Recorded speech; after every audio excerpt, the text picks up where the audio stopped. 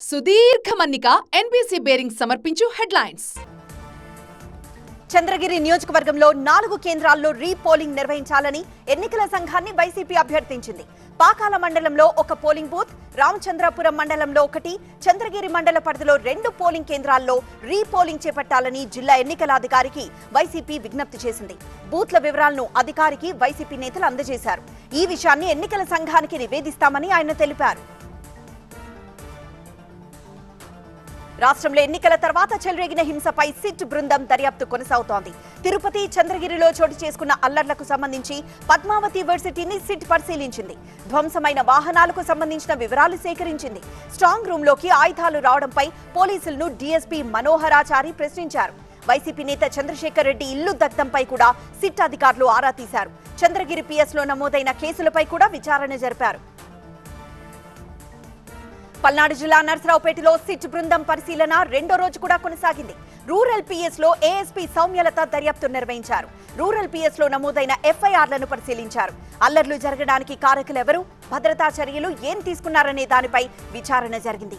SIT బృందాన్ని మంత్రి అంబటి రాంబాబు కలిశారు. హింసాత్మక ఘటనలపై దర్యాప్తు చేయాలని కోరారు. సిట్ బృందం తాడిపత్రిలోనూ విచారణ చేపట్టింది. పోలీస్ స్టేషన్ రికార్డులను సిట్ అధికారులు పరిశీలించారు. అల్లర్లకు సంబంధించి తాడిపత్రిలో 7 కేసులు నమోదయ్యాయి. 91 మందిని అరెస్ట్ చేశారు. అల్లర్లు జరిగిన ప్రాంతాన్ని సిట్ అధికారులు పరిశీలించారు. పోలింగ్ రోజు, మరుసటి రోజు రాళ్ల దాడి జరిగిన ప్రాంతాలను సీక్వెల్ గా పరిశీలించి సిట్ అధికారులు దర్యాప్తు చేయనున్నారు. జేసీ ప్రభాకర్ రెడ్డి ఇంటిని, ఎమ్మెల్యే కేతిరెడ్డి ఇంటిని కూడా పరిశీలించనున్నారు. విద్యార్థి దశ నుంచే చంద్రబాబుతో రాజకీయ శత్రుత్వం ఉందని మంత్రి పెద్దిరెడ్డి రామచంద్రారెడ్డి అన్నారు. కాళ్ల బేరానికి వెళ్లి బీజేపీ, జనసేనతో కలిసి చంద్రబాబు ఈ ఎన్నికల్లో పోటీ చేశారని విమర్శించారు. వ్యాపారాలు చేస్తూ తాము రాజకీయాలు చేస్తున్నామని స్పష్టం చేశారు. తమపై ఆరోపణలు సరికాదని పెద్దిరెడ్డి అన్నారు. ఓటింగ్ శాతం పెరగడానికి కారణం తమ ప్రభుత్వంపై ఉన్న నమ్మకమేనని స్పష్టం చేశారు ఆయన. 2011 నుంచి తాము ఇతర రాష్ట్రాలతో పాటు వివిధ దేశాల్లో పనులు చేస్తున్నామని పెద్దిరెడ్డి తెలిపారు. కాంగ్రెస్, ఆమ్ ఆద్మీ పార్టీ కలిసి పోటీ చేస్తే బీజేపీ ఓడిపోవడం ఖాయమని సిపిఐ జాతీయ కార్యదర్శి నారాయణ అన్నారు. తెలుగు ప్రజలకు మొదటి శత్రు మోదీ అని విమర్శించారు.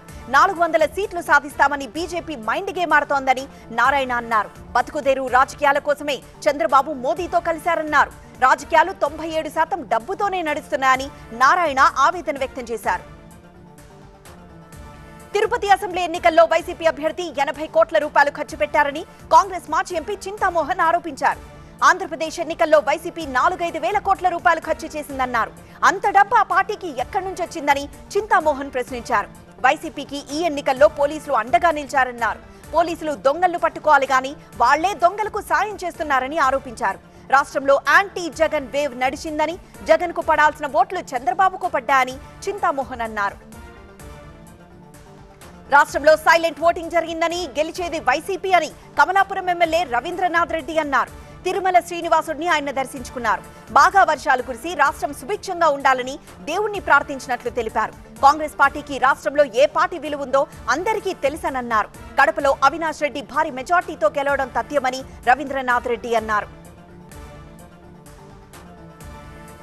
సుదీర్ఘ మన్నిక ఎన్బీసీ బేరింగ్ సమర్పించు హెడ్లైన్స్.